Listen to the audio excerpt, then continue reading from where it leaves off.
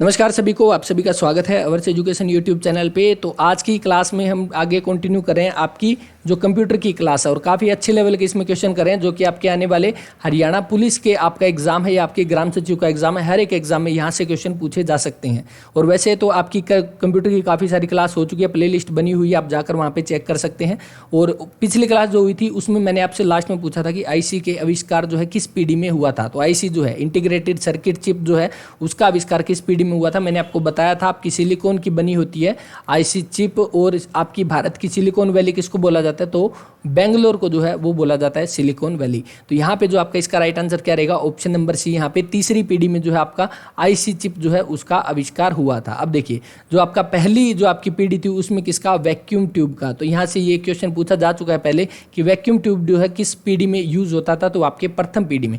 उसके बाद दूसरी पीढ़ी जो आपकी रहेगी उसमें किसका यूज होता था, तो ट्रांजिस्टर का जो है वो यूज होता था आपकी दूसरी पीढ़ी में। उसके बाद तीसरी हमारी हो चुकी है आईसी चिप। और जो चौथी पीढ़ी जो है उसमें आपका किसका यूज हुआ, तो माइक्रो प्रोसेसर का। तो ये आपका एसएससी के एग्जाम में पूछा जा चुका है कि चौथी माइक्रो प्रोसेसर का यूज जो है किस पीढ़ी से शुरू हुआ, तो आपके चौथी पीढ़ी से। तो आपको ये चीजें ध्यान रखनी है। और इस चौथी पीढ़ी में जो है आपके बड़े लेवल पे जो है आईसी चिप का यूज होना शुरू हो गया था। तो ये सारी चीजें आपको नोट कर सकते हैं, एग्जाम में पूछी जा सकती है। नेक्स्ट देखिए, identify the smallest digit storage unit. सबसे छोटी डिजिटल स्टोरेज यूनिट जो है उसकी पहचान करें, वो क्या होती है, तो केबी होती है, बाइट होती है, बिट या मेगाबाइट। इसके लिए आपको एक चार्ट याद रखना है, वो आप ये देख सकते हैं। तो आपको ध्यान रखना है, देखिए बिट सबसे छोटी यूनिट होती है और ये किस पे, बाइनरी डिजिट होते हैं, कौन से, 1 और 0 पे जो है ये काम करता है।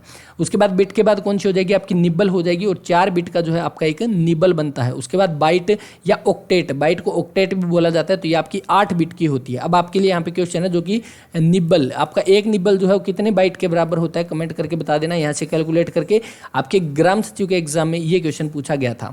अभी जो जनवरी में जो आपके ग्राम सचिव के एग्जाम हुए थे उसमें ये क्वेश्चन जो है वो पूछा गया था।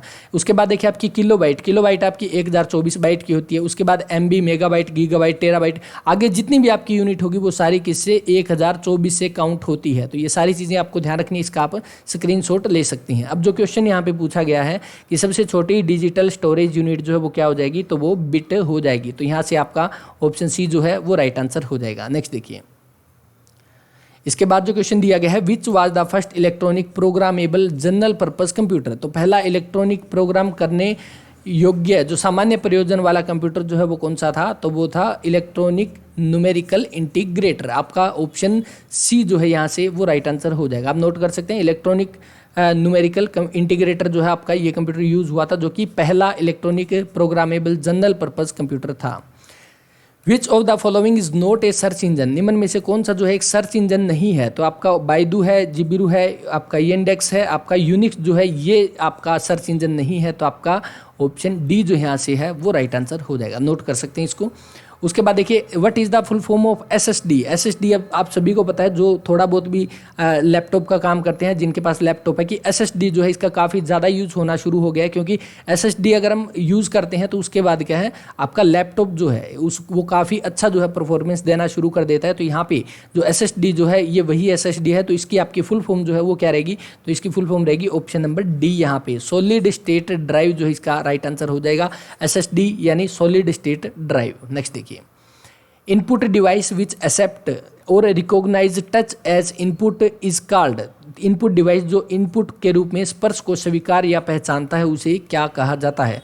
तो ये चीज़ आप क्वेश्चन के बाद इसका ऑप्शन देखोगे तो आपको राइट आंसर समझ आ जाएगा, क्या रहेगा, ऑप्शन नंबर बी यहाँ पे टच स्क्रीन। क्योंकि ये टच की बात कर रहा है तो टच स्क्रीन जो है यहाँ पे राइट आंसर हो जाएगा। टच स्क्रीन से हम इनपुट देते हैं टच के द्वारा, तो यहाँ पे बी ऑप्शन राइट आंसर है। नेक्स्ट देखिए, what is the maximum possible length of N identifier. किसी पहचानकर्ता की अधिकतम संभव लंबाई जो है वो क्या होगी, तो ये 16, 32, 64 या नन। तो क्या होगी, तो वो आपकी नन होगी। ऑप्शन डी यहाँ पे राइट आंसर है। तो आपकी लंबाई क्या होती है, तो आपकी जो द मैक्सिमम लेंथ, यहाँ पे आप नोट कर सकते हैं, जो मैक्सिमम लेंथ है, जो मैक्सिमम लेंथ है वो को डिफाइन नहीं की गई है। Note define in Python language, note define in Python language. तो पाइथन लैंग्वेज में जो है आपकी मैक्सिमम लेंथ जो है वो डिफाइन नहीं की गई है। ये कोई भी नंबर हो सकती है, it can be any number, it can be any number. तो आप ये ध्यान रख सकते हैं, ये क्वेश्चन आए तो वहाँ पे आपका नन आएगा, क्योंकि ये कोई भी नंबर हो सकता है। नेक्स्ट देखिए, in which year was the Python 3.0 version developed.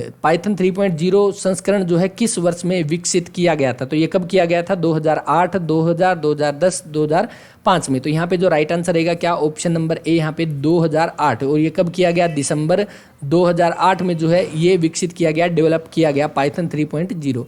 अब आपके लिए यहाँ पे एक क्वेश्चन है, एक तो बिल्कुल लास्ट में पूछा जाएगा, एक यहाँ पे है कि आपका कंप्यूटर साक्षरता दिवस जो है वो कब मनाया जाता है? कंप्यूटर साक्षरता दिवस या कंप्यूटर लिटरेसी डे जो है वो कब मनाया जाता है? कमेंट करके बता देना। ये क्वेश्चन आप सभी के लिए है, वरना नेक्स्ट क्लास में इसको डिस्कस कर लेंगे।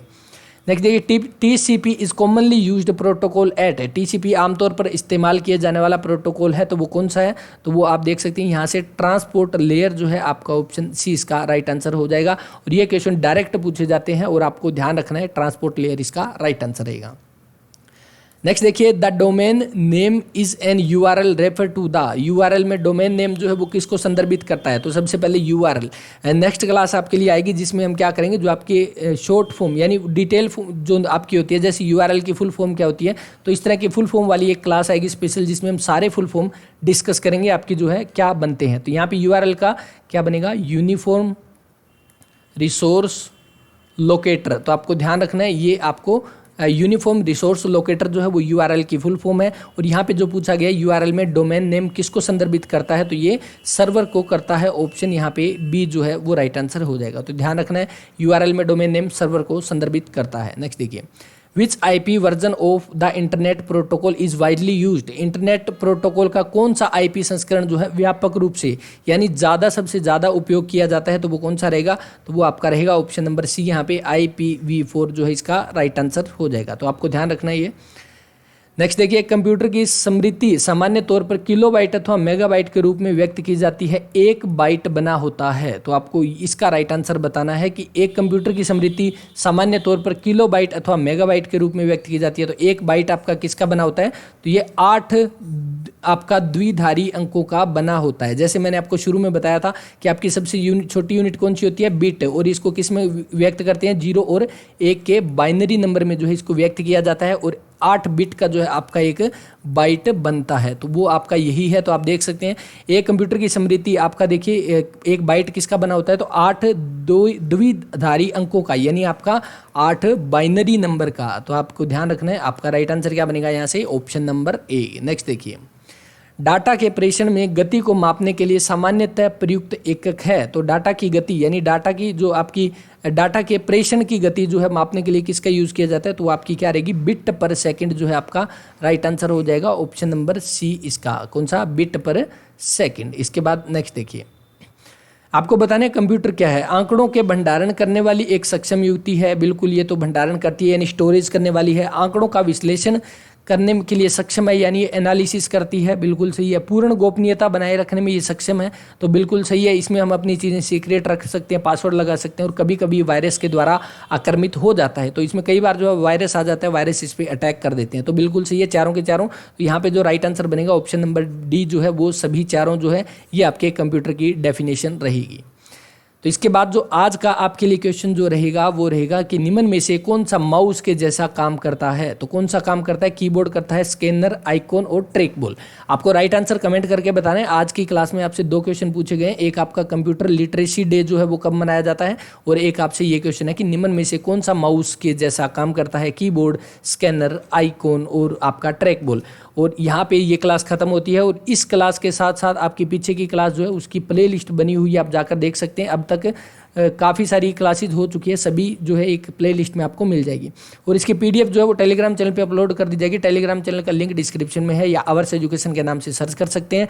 और अभी जो HSSC के द्वारा जो एग्जाम लिए जा रहे हैं उन सभी की PDF आपको अवर्स एजुकेशन के टेलीग्राम चैनल पर मिलेगी। और सॉल्यूशन जो है आपको अवर्स एजुकेशन के यूट्यूब चैनल पर मिलेंगे।